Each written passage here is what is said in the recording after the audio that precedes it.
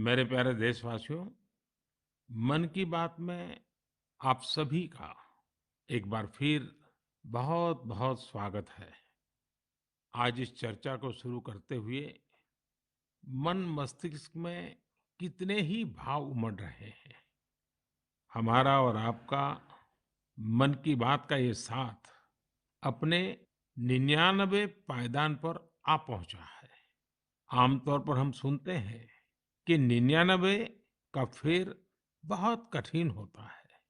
Cricket में तो nervous 90 को बहुत मुश्किल पड़ाव माना जाता है। लेकिन जहां भारत के जन जन के मन की बात हो, वहां की प्रेरणा ही कुछ और होती है।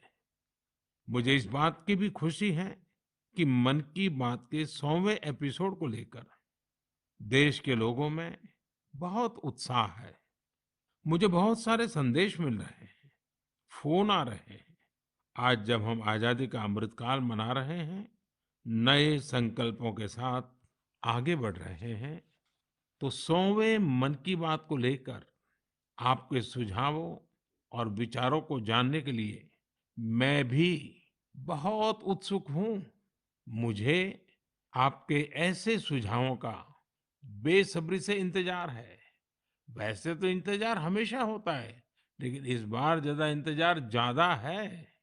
आपके ये सुझाव और विचार ही 30 अप्रैल को होने वाले 100वें मन की बात को और यादगार बनाएंगे। मेरे प्यारे देशवासियों, मन की बात में हमने ऐसे हजारों लोगों की चर्चा की है जो दूसरों की सेवा के लिए अपना जीवन समर्पित कर देते हैं। कई लोग ऐसे होते हैं जो बेटियों की शिक्षा के लिए अपनी पूरी पेंशन लगा देते हैं। कोई अपने पूरे जीवन की कमाई पर्यावरण और जीव सेवा के लिए समर्पित कर देता है। हमारे देश में परमार्थ को इतना ऊपर रखा गया है कि दूसरों के सुख के लिए लोग अपना सर्वस्व दान देने में भी संकोच नहीं करते। इसलिए तो हमें बचपन से शिवी और दधीची जैसे देह दानियों की गाथाएं सुनाई जाती हैं। साथियों, आधुनिक मेडिकल साइंस के इस दौर में ऑर्गन डोनेशन किसी को जीवन देने का एक बहुत बड़ा माध्यम बन चुका है। कहते हैं, जब एक व्यक्ति मृत्यु के बाद अपना शरीर दान करता है, तो उससे 8 से 9 लोगों को एक नया जीवन मिलने की संभावना बनती है।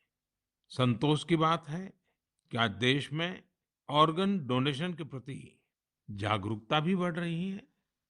साल 2013 में हमारे देश में ऑर्गन डोनेशन के 5,000 से भी कम केसेस थे। लेकिन 2022 में ये संख्या बढ़कर 15,000 से ज्यादा हो गई है। ऑर्गन डोनेशन करने वाले व्यक्तियों ने, उनके परिवार ने वाकई बहुत पुण्य का काम किया है। साथियों, मेरा बहुत समय से मन था कि मैं ऐसा पुण्य कार्य करने वाले लोगों के मन की बात जानूं और इसे देशवासियों के साथ भी शेयर करूं। इसलिए आज मन की बात में हमारे साथ एक प्यारी सी बिटिया, एक सुंदर गुड़िया के पिता और उनकी माताजी हमारे साथ जुड़ने जा रहे हैं। पिताजी का नाम है सुखबीर सिंह संधू जी और माताजी का नाम है सुप्रीत कौर जी। ये परिवार पंजाब के अमृतसर में रहते हैं। बहुत मन्नतों के बाद उन्हें एक बहुत सुंदर गुड़िया, बिटिया हुई थी। घर के लोगों ने बहुत प्यार से उसका नाम रखा था अबाबत कौर। अबाबत का अर्थ दूसरे की सेवा से जुड़ा है, दूसरों का कष्ट दूर करने से जुड़ा है।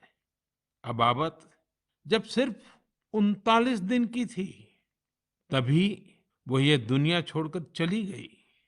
लेकिन सुखबीर सिंह सिंधु जी और उनकी पत्नी सुप्रीत कौर जी ने, उनके परिवार ने बहुत ही प्रेरणादायी फैसला लिया। ये फैसला था 39 दिन की उम्र वाली बेटी के अंगदान का, ऑर्गन डोनेशन का। हमारे साथ इस समय फोन लाइन पर सुखबीर सिंह और उनकी श्रीमती जी मौजूद है। आइए उनसे बात करते हैं। सुखबीर जी नमस्ते। नमस्ते माननीय प्रधानमंत्री जी, सत श्री अकाल। सत श्री अकाल जी, सत श्री अकाल जी। सुखबीर जी मैं आज मन की बात के संबंध में सोच रहा था तो मुझे लगा कि अबाबत की बात इतनी प्रेरक है, वो आप ही के मुंह से सुनूं, क्योंकि घर में बेटी का जन्म जब होता है तो अनेक सपने, अनेक खुशियां लेकर आता है। लेकिन बेटी इतनी जल्दी चली जाए, वो कष्ट कितना भयंकर होगा, उसका भी मैं अंदाज लगा सकता हूँ। जिस प्रकार से आपने फैसला लिया है, तो मैं सारी बात जानना चाहता हूँ जी। सर, भगवान ने बहुत अच्छा बच्चा दिया था हमें। बहुत प्यारी गुड़िया हमारे घर में आई थी। उसके पैदा होते ही हमें पता चला कि उसके दिमाग में एक ऐसा नाड़ियों का गुच्छा बना हुआ है जिसकी वजह से उसके दिल का आकार बड़ा हो रहा है। तो हम हैरान हो गए कि बच्चे की सेहत इतनी अच्छी है, इतना खूबसूरत बच्चा है और इतनी बड़ी समस्या लेकर पैदा हुआ है। तो पहले 24 दिन तक तो बहुत ठीक रहा बच्चा, बिल्कुल नॉर्मल रहा। अचानक उसका दिल एकदम काम करना बंद हो गया। तो हम जल्दी से उसको हॉस्पिटल लेके गए। वहाँ डॉक्टरों ने उसको रिवाइव तो कर दिया, लेकिन समझने में टाइम लगा कि इसको क्या दिक्कत आई, इतनी बड़ी दिक्कत के छोटा सा बच्चा और अचानक दिल का दौरा पड़ गया। तो हम उसको इलाज के लिए पीजीआई चंडीगढ़ ले गए। वहाँ बड़ी बहादुरी से उस बच्चे ने इलाज के लिए संघर्ष किया, लेकिन बीमारी ऐसी थी कि उसका इलाज इतनी छोटी उम्र में संभव नहीं था। डॉक्टरों ने बहुत कोशिश की कि उसको रिवाइव करवाया जाए। अगर 6 महीने के आसपास बच्चा चला जाए तो उसका ऑपरेशन करने की सोची जा सकती थी, लेकिन भगवान को कुछ और मंजूर था। उन्होंने केवल 39 डेज की जब हुई तो डॉक्टर्स ने कहा कि इसको दोबारा दिल का दौरा पड़ा है, अब उम्मीद बहुत कम रह गई है। तो हम दोनों मियाँ बीवी रोते हुए इस निर्णय पे पहुंचे कि हमने देखा था उसको बहादुरी से जूझते हुए, बार बार ऐसे लग रहा था जैसे कि अब चला जाएगी, लेकिन फिर रिवाइव कर रही थी। तो हमें लगा कि इस बच्चे का यहाँ आने का कोई मकसद है। तो उन्होंने जब बिल्कुल ही जवाब दे दिया तो हम दोनों ने डिसाइड किया कि क्यों ना हम इस बच्चे के ऑर्गन डोनेट कर दें, शायद किसी और की जिंदगी में उजाला आ जाए। फिर हमने पीजीआई के जो एडमिनिस्ट्रेटिव ब्लॉक है उनमें संपर्क किया और उन्होंने हमें गाइड किया कि इतने छोटे बच्चे के केवल किडनीज ही दी जा सकती हैं। परमात्मा ने हिम्मत दी, गुरु नानक साहब का फलसफा है, इसी सोच से हमने डिसीजन ले लिया जी। नहीं, गुरुओं ने जो शिक्षा दी है उसको आपने जी करके दिखाया है जी। सुरप्रीत जी हैं क्या, उनसे बात हो सकती है? जी सर। हेलो। सुरप्रीत जी मैं आपको प्रणाम करता हूँ। नमस्कार सर, नमस्कार। सर, ये हमारे लिए बड़ी गर्व की बात है कि आप हमसे बात कर रहे हैं। आपने इतना बड़ा काम किया है और मैं मानता हूँ देश ये सारी बातें जब सुनेगा तो बहुत लोग किसी की जिंदगी बचाने के लिए आगे आएंगे। अबाबत का ये योगदान है, ये बहुत बड़ा है जी। सर, ये भी गुरु नानक पातशाह जी की शायद बख्शिश थी कि उन्होंने हिम्मत दी ऐसा डिसीजन लेने में। गुरुओं की कृपा के बिना तो कुछ हो ही नहीं सकता जी। बिल्कुल सर, बिल्कुल। सुखबीर जी जब आप अस्पताल में होंगे और ये हिला देने वाला समाचार जब डॉक्टर ने आपको दिया, उसके बाद भी आपने स्वस्थ मन से, आपने और आपकी श्रीमती जी ने इतना बड़ा निर्णय किया। गुरुओं की सीख तो है ही है, लेकिन आपके मन में इतना बड़ा उदार विचार, और सचमुच में अबाबत का जो अर्थ सामान्य भाषा में कहे तो मददगार होता है, ये काम कर दिया। ये उस पल को मैं सुनना चाहता हूँ जी। सर एक्चुअली हमारे एक फैमिली फ्रेंड है, प्रिया जी, उन्होंने अपने ऑर्गन डोनेट किए थे। उनसे भी हमें प्रेरणा मिली। तो उस समय तो हमें लगा कि शरीर जो है पंच तत्व में विलीन हो जाएगा। जो कोई बिछड़ जाता है, चला जाता है तो उसका शरीर को जला दिया जाता है या दबा दिया जाता है। लेकिन अगर उसके ऑर्गन किसी के काम आ जाए तो ये भले का ही काम है। और उस समय हमें और गर्व महसूस हुआ जब डॉक्टर्स ने ये बताया हमें कि आपकी बेटी इंडिया की यंगेस्ट डोनर बनी है जिसके ऑर्गन सक्सेसफुली ट्रांसप्लांट हुए हैं। तो हमारा सर गर्व से ऊंचा हो गया कि जो नाम हम अपने पेरेंट्स का इस उम्र तक नहीं कर पाए, एक छोटा सा बच्चा आके इतने दिनों में हमारा नाम ऊंचा कर गया। और इससे और बड़ी बात है कि आज आपसे बात हो रही है इस विषय पे, हम प्राउड फील कर रहे हैं। सुखबीर जी आज आपकी बेटी का सिर्फ एक अंग जीवित है ऐसा नहीं है। आपकी बेटी मानवता की अमर गाथा की अमर यात्री बन गई है। अपने शरीर के अंश के जरिए वो आज भी उपस्थित है। इस नेक कार्य के लिए मैं आपकी, आपकी श्रीमती जी की, आपके परिवार की सराहना करता हूँ। Thank you sir. साथियों, ऑर्गन डोनेशन के लिए सबसे बड़ा जज्बा यही होता है कि जाते जाते भी किसी का भला हो जाए, किसी का जीवन बच जाए। जो लोग ऑर्गन डोनेशन का इंतजार करते हैं वो जानते हैं कि इंतजार का एक एक पल गुजरना कितना मुश्किल होता है। और ऐसे में जब कोई अंगदान या देहदान करने वाला मिल जाता है तो उसमें ईश्वर का स्वरूप ही नजर आता है। झारखंड की रहने वाली स्नेहलता चौधरी जी भी ऐसी ही थी, जिन्होंने ईश्वर बनकर दूसरों को जिंदगी दी।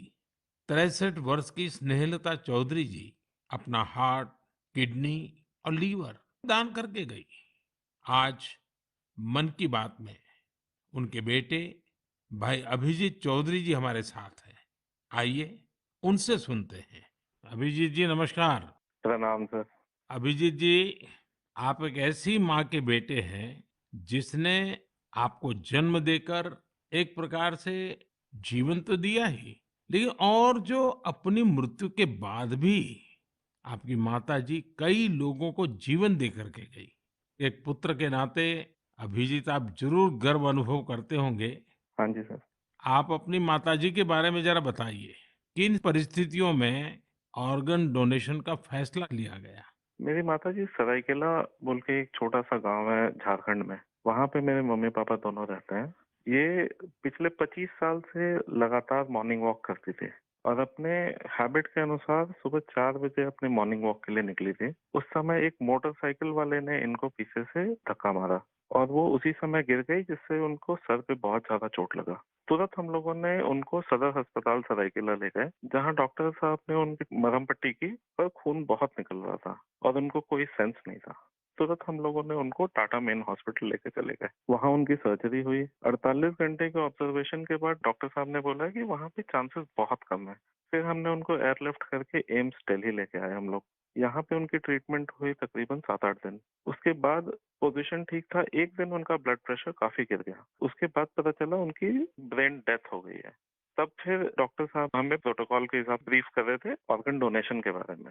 हम अपने पिताजी को शायद ये नहीं बता पाते कि ऑर्गन डोनेशन टाइप का भी कोई चीज होता है, क्योंकि हमें लगा वो उस बात को अब्सॉर्ब नहीं कर पाएंगे। तो उनके दिमाग से हम ये निकालना चाहते थे कि ऐसा कुछ चल रहा है। जैसे हमने उनको बोला कि ऑर्गन डोनेशन की बातें चल रही है, तब उन्होंने बोला कि नहीं नहीं, ये मम्मी का बहुत मन था और हमें ये करना है। हम काफी निराश थे उस समय तक, जब तक हमें ये पता चला था कि मम्मी नहीं बच सकेगी। पर जैसे ही ये ऑर्गन डोनेशन वाला डिस्कशन चालू हुआ, वो निराशा एक बहुत ही पॉजिटिव साइड चला गया और हम काफी अच्छे, एक बहुत ही पॉजिटिव एनवायरनमेंट में आ गए। उसको करते करते फिर हम लोग रात में 8 बजे काउंसलिंग हुई। दूसरे दिन हम लोगों ने ऑर्गन डोनेशन किया। इसमें मम्मी का एक सोच बहुत बड़ा था कि पहले वो काफी नेत्रदान और इन चीजों में, सोशल एक्टिविटीज में ये बहुत एक्टिव थी। शायद यही सोच को लेकर के ये इतना बड़ा चीज हम लोग कर पाए और मेरे पिताजी का जो डिसीजन मेकिंग था इस चीज के बारे में, इस कारण से ये चीज हो पाया। कितने लोगों को काम आया अंग? इनका हार्ट, 2 किडनी, लिवर और दोनों आंख, ये डोनेशन हुआ था। तो 4 लोगों की जान और 2 जनों को आंख मिला है। अभिजीत जी, आपके पिताजी और माताजी दोनों नमन के अधिकारी हैं। मैं उनको प्रणाम करता हूँ। और आपके पिताजी ने इतने बड़े निर्णय में आप परिवारजनों का नेतृत्व किया, ये वाकई बहुत ही प्रेरक है। और मैं मानता हूँ कि माँ तो माँ ही होती है। माँ एक अपने आप में प्रेरणा भी होती है, लेकिन माँ जो परंपराएं छोड़ करके जाती है वो पीढ़ी दर पीढ़ी एक बहुत बड़ी ताकत बन जाती है। अंगदान के लिए आपकी माताजी की प्रेरणा आज पूरे देश तक पहुंच रही है। मैं आपके इस पवित्र कार्य और महान कार्य के लिए आपके पूरे परिवार को बहुत बहुत बधाई देता हूं। अभिजीत जी धन्यवाद जी। और आपके पिताजी को हमारे प्रणाम जरूर कह देना। जरूर जरूर। Thank you. साथियों, 39 दिन की अबाबत कौर हो या 63 वर्ष की स्नेहलता चौधरी, इनके जैसे दानवीर हमें जीवन का महत्व समझाकर जाते हैं। हमारे देश में आज बड़ी संख्या में ऐसे जरूरतमंद है जो स्वस्थ जीवन की आशा में किसी ऑर्गन डोनेट करने वाले का इंतजार कर रहे हैं। मुझे संतोष है कि अंगदान को आसान बनाने और प्रोत्साहित करने के लिए पूरे देश में एक जैसी पॉलिसी पर भी काम हो रहा है। इस दिशा में राज्यों की डोमिसाइल की शर्त को हटाने का निर्णय भी लिया गया है। यानी अब देश के किसी भी राज्य में जाकर मरीज ऑर्गन प्राप्त करने के लिए रजिस्टर करवा पाएगा। सरकार ने ऑर्गन डोनेशन के लिए 65 वर्ष से कम आयु की आयु सीमा को भी खत्म करने का फैसला लिया है। इन प्रयासों के बीच मेरा देशवासियों से आग्रह है कि ऑर्गन डोनर ज्यादा से ज्यादा संख्या में आगे आए। आपका एक फैसला कई लोगों की जिंदगी बचा सकता है, जिंदगी बना सकता है। मेरे प्यारे देशवासियों, ये नवरात्र का समय है, शक्ति की उपासना का समय है। आज भारत का जो सामर्थ्य नए सिरे से निखर कर सामने आ रहा है, उसमें बहुत बड़ी भूमिका हमारी नारी शक्ति की है।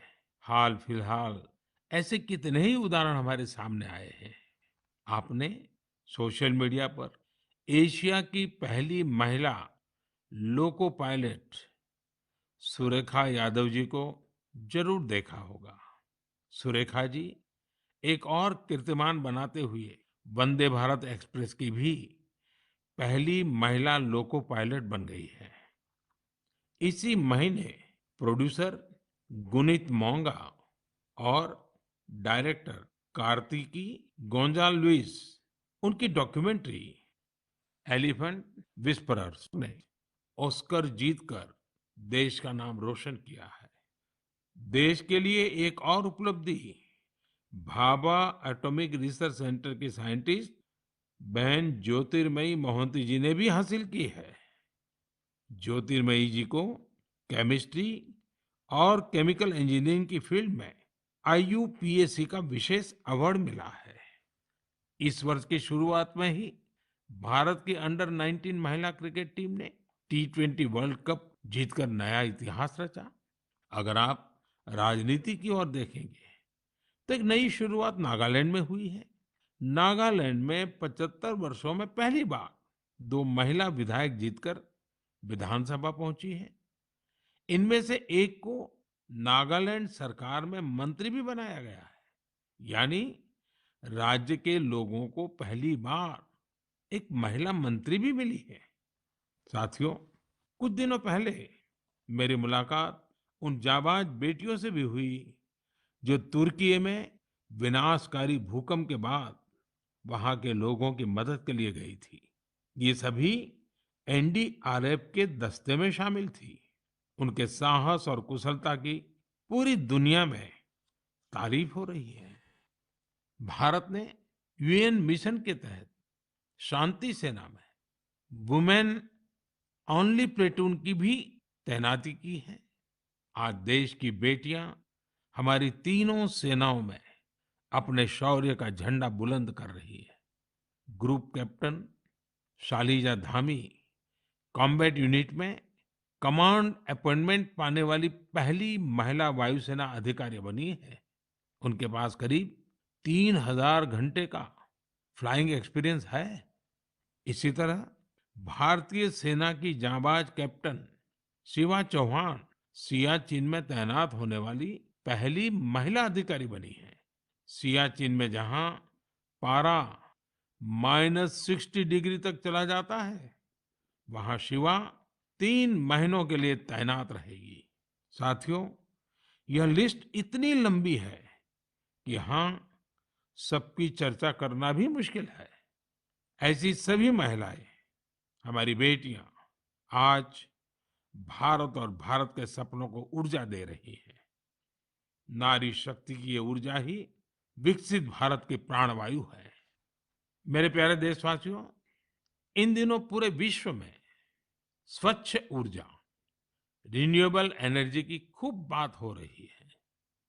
मैं जब विश्व के लोगों से मिलता हूं, तो वो इस क्षेत्र में भारत की अभूतपूर्व सफलता की जरूर चर्चा करते हैं। खासकर भारत सोलर एनर्जी के क्षेत्र में जिस तेजी से आगे बढ़ रहा है, वो अपने आप में एक बहुत बड़ी उपलब्धि है। भारत के लोग तो सदियों से सूर्य से विशेष रूप से नाता रखते हैं। हमारे यहाँ सूर्य की शक्ति को लेकर जो वैज्ञानिक समझ रही है, सूर्य की उपासना की जो परंपराएं रही हैं, वो अन्य जगहों पर कम ही देखने को मिलते हैं। मुझे खुशी है कि आज हर देशवासी सौर ऊर्जा का महत्व भी समझ रहा है और क्लीन एनर्जी में अपना योगदान भी देना चाहता है। सबका प्रयास की यही स्पिरिट आज भारत के सोलर मिशन को आगे बढ़ा रही है। महाराष्ट्र के पुणे में ऐसे ही एक बेहतरीन प्रयास ने मेरा ध्यान अपनी ओर खींचा है। यहाँ एमएसआर ऑलिव हाउसिंग सोसाइटी के लोगों ने तय किया कि वे सोसाइटी में पीने के पानी, लिफ्ट और लाइट जैसी सामूहिक उपयोग की चीजें अब सोलार एनर्जी से ही चलाएंगे। इसके बाद इस सोसाइटी में सबने मिलकर सोलर पैनल लगवाए। आज इन सोलर पैनल से हर साल करीब 90,000 किलोवाट आवर बिजली पैदा हो रही है। इससे हर महीने लगभग 40,000 रुपए की बचत हो रही है। इस बचत का लाभ सोसाइटी के सभी लोगों को हो रहा है। साथियों, पुणे की तरह ही दमन दीव में जो दीव है, जो एक अलग जिला है, वहां के लोगों ने भी एक अद्भुत काम करके दिखाया है। आप जानते ही होंगे कि दीव सोमनाथ के पास है। दीव भारत का पहला ऐसा जिला बना है जो दिन के समय सभी जरूरतों के लिए 100% क्लीन एनर्जी का इस्तेमाल कर रहा है। दीव की इस सफलता का मंत्र भी सबका प्रयास ही है। कभी यहाँ बिजली उत्पादन के लिए संसाधनों की चुनौती थी। लोगों ने इस चुनौती के समाधान के लिए सोलर एनर्जी को चुना। यहाँ बंजर जमीन और कई बिल्डिंग्स पर सोलर पैनल्स लगाए गए। इन पैनल से दीव में दिन के समय जितनी बिजली जरूरत होती है, उससे ज्यादा बिजली पैदा हो रही है। इस सोलर प्रोजेक्ट से बिजली खरीद पर खर्च होने वाले करीब 52 करोड़ रुपए भी बचे हैं। इससे पर्यावरण की भी बड़ी रक्षा हुई है। साथियों, पुणे और दीव, उन्होंने जो कर दिखाया है, ऐसे प्रयास देश भर में कई और जगहों पर भी हो रहे हैं। इनसे पता चलता है कि पर्यावरण और प्रकृति को लेकर हम भारतीय कितने संवेदनशील हैं और हमारा देश किस तरह भविष्य की ये पीढ़ी के लिए बहुत जागृत है। मैं इस तरह के सभी प्रयासों की हृदय से सराहना करता हूं। मेरे प्यारे देशवासियों, हमारे देश में समय के साथ स्थिति परिस्थितियों के अनुसार अनेक परंपराएं विकसित होती है। यही परंपराएं हमारी संस्कृति का सामर्थ्य बढ़ाती हैं और उसे नित्य नूतन प्राण शक्ति भी देती है। कुछ महीने पहले ऐसी ही एक परंपरा शुरू हुई काशी में। काशी तमिल संगमम के दौरान काशी और तमिल क्षेत्र के बीच सदियों से चले आ रहे ऐतिहासिक और सांस्कृतिक संबंधों को सेलिब्रेट किया गया। एक भारत श्रेष्ठ भारत की भावना हमारे देश को मजबूती देती है। हम जब एक दूसरे के बारे में जानते हैं, सीखते हैं, तो एकता की ये भावना और प्रगाढ़ होती है। यूनिटी की इसी स्पिरिट के साथ अगले महीने गुजरात के विभिन्न हिस्सों में सौराष्ट्र तमिल संगमम होने जा रहा है। सौराष्ट्र तमिल संगमम 17 से 30 अप्रैल तक चलेगा। मन की बात के कुछ श्रोता जरूर सोच रहे होंगे कि गुजरात के सौराष्ट्र का तमिलनाडु से क्या संबंध है। दरअसल सदियों पहले सौराष्ट्र के अनेकों लोग तमिलनाडु के अलग-अलग हिस्सों में बस गए थे। ये लोग आज भी सौराष्ट्री तमिल के नाम से जाने जाते हैं। उनके खान-पान, रहन-सहन, सामाजिक संस्कारों में आज भी कुछ-कुछ सौराष्ट्र की झलक मिल जाती है। मुझे इस आयोजन को लेकर तमिलनाडु से बहुत से लोगों ने सराहना भरे पत्र लिखे हैं। मदुरई में रहने वाले जयचंद्रन जी ने एक बड़ी ही भावुक बात लिखी है। उन्होंने कहा है कि 1000 साल के बाद पहली बार किसी ने सौराष्ट्र तमिल के रिश्तों के बारे में सोचा है। सौराष्ट्र से तमिलनाडु आकर के बसे हुए लोगों को पूछा है। जयचंद्रन जी की बातें हजारों तमिल भाई बहनों की अभिव्यक्ति है। साथियों, मन की बात के श्रोताओं को मैं असम से जुड़ी हुई एक खबर के बारे में बताना चाहता हूँ। ये भी एक भारत श्रेष्ठ भारत की भावना को मजबूत करती है। आप सभी जानते हैं कि हम वीर लासित बोरफुकन जी की 400वीं जयंती मना रहे हैं। वीर लासित बोरफुकन ने अत्याचारी मुगल सल्तनत के हाथों से गुवाहाटी को आजाद करवाया था। आज देश इस महान योद्धा के अदम्य साहस से परिचित हो रहा है। कुछ दिन पहले लासित बोरफुकन के जीवन पर आधारित निबंध लेखन का एक अभियान चलाया गया था। आपको यह जानकर आश्चर्य होगा कि इसके लिए करीब 45 लाख लोगों ने निबंध भेजे। आपको ये जानकर भी खुशी होगी कि अब यह एक गिनीज रिकॉर्ड बन चुका है। और सबसे बड़ी बात है और जो ज्यादा प्रसन्नता की बात यह है कि वीर लासित बोरफुकन पर ये जो निबंध लिखे गए हैं उसमें करीब करीब 23 अलग अलग भाषाओं में लिखा गया है और लोगों ने भेजा है। इनमें असमिया भाषा के अलावा हिंदी, अंग्रेजी, बांग्ला, बोडो, नेपाली, संस्कृत, संथाली जैसी भाषाओं में लोगों ने निबंध भेजे हैं। मैं इस प्रयास का हिस्सा बने सभी लोगों की हृदय से प्रशंसा करता हूँ। मेरे प्यारे देशवासियों, जब कश्मीर या श्रीनगर की बात होती है तो सबसे पहले हमारे सामने उसकी वादियां और डल झील की तस्वीर आती है। हम में से हर कोई डल झील के नजारों का लुत्फ उठाना चाहता है। लेकिन डल झील में एक और बात खास है। डल झील अपने स्वादिष्ट लोटस स्टेम्स, कमल के तनों या कमल ककड़ी के लिए भी जानी जाती है। कमल के तनों को देश में अलग-अलग जगह अलग-अलग नाम से जानते हैं। कश्मीर में इन्हें नादरू कहते हैं। कश्मीर के नादरू की डिमांड लगातार बढ़ रही है।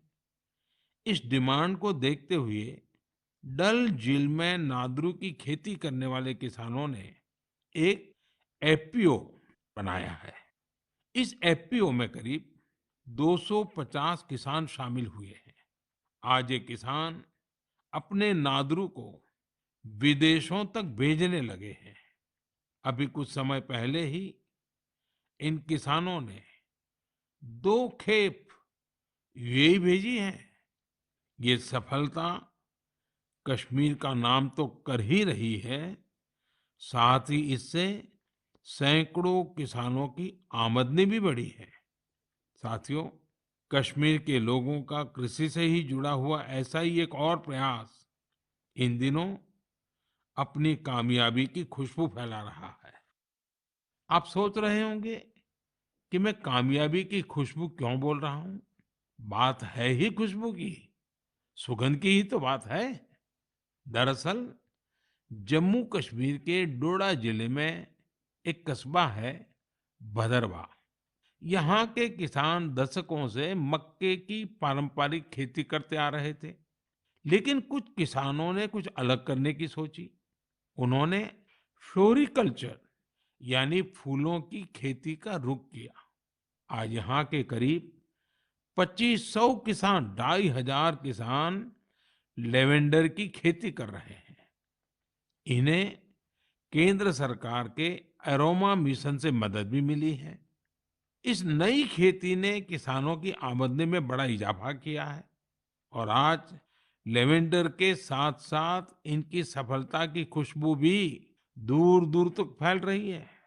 साथियों, जब कश्मीर की बात हो, कमल की बात हो, फूल की बात हो, सुगंध की बात हो, तो कमल के फूल पर विराजमान रहने वाली माँ शारदा का स्मरण आना बहुत स्वाभाविक है। कुछ दिन पूर्व ही कुपवाड़ा में माँ शारदा के भव्य मंदिर का लोकार्पण हुआ है। ये मंदिर उसी मार्ग पर बना है जहां से कभी शारदा पीठ के दर्शनों के लिए जाया करते थे। स्थानीय लोगों ने इस मंदिर के निर्माण में बहुत मदद की है। मैं जम्मू कश्मीर के लोगों को इस शुभ कार्य के लिए बहुत बहुत बधाई देता हूँ। मेरे प्यारे देशवासियों, इस बार मन की बात में बस इतना ही। अगली बार आपसे मन की बात के 100वें एपिसोड में मुलाकात होगी। आप सभी अपने सुझाव जरूर भेजिए। मार्च के इस महीने में हम होली से लेकर नवरात्रि तक कई पर्व और त्योहारों में व्यस्त रहे हैं। रमजान का पवित्र महीना भी शुरू हो चुका है। अगले कुछ दिनों में श्री राम नवमी का महापर्व भी आने वाला है। इसके बाद महावीर जयंती, गुड फ्राइडे और ईस्टर भी आएंगे। अप्रैल के महीने में हम भारत के दो महान विभूतियों की जयंती भी मनाते हैं। ये दो महापुरुष हैं महात्मा ज्योतिबा फुले और बाबा साहब आम्बेडकर। इन दोनों ही महापुरुषों ने समाज में भेदभाव मिटाने के लिए अभूतपूर्व योगदान दिया। आज आजादी के अमृतकाल में हमें ऐसी महान विभूतियों से सीखने और निरंतर प्रेरणा लेने की जरूरत है। हमें अपने कर्तव्यों को सबसे आगे रखना है। साथियों, इस समय कुछ जगहों पर कोरोना भी बढ़ रहा है। इसलिए आप सभी को एहतियात बरतनी है, स्वच्छता का भी ध्यान रखना है। अगले महीने मन की बात के 100वें एपिसोड में हम लोग फिर मिलेंगे। तब तक के लिए मुझे विदा दीजिए। धन्यवाद। नमस्कार।